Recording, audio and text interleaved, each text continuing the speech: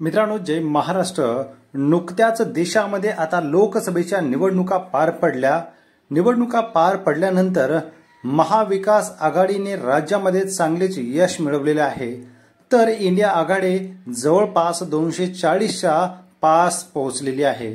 भारतीय जनता पक्षाला जे यश हवं होतं त्या प्रमाणात मिळालेलं नाही आणि लोकांची असलेली नाराजी बघता आता भारतीय जनता पक्षाला राज्यामध्ये सुद्धा धोक्याची घंटा दिसू लागलेली आहे।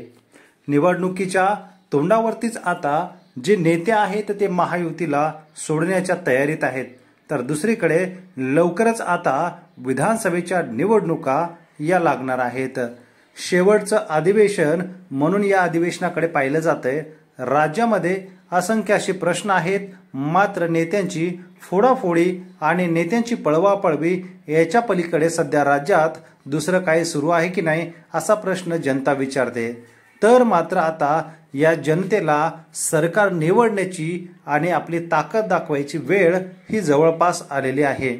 मित्रांनो, जुलै ऑगस्ट या महिन्यानंतर ऑक्टोबर महिन्याच्या जवळपास 20 तारखेला राज्यामध्ये निवडणुका होणार असल्याचं भाकीत एका बड्याने नेत्याने केलेलं आहे।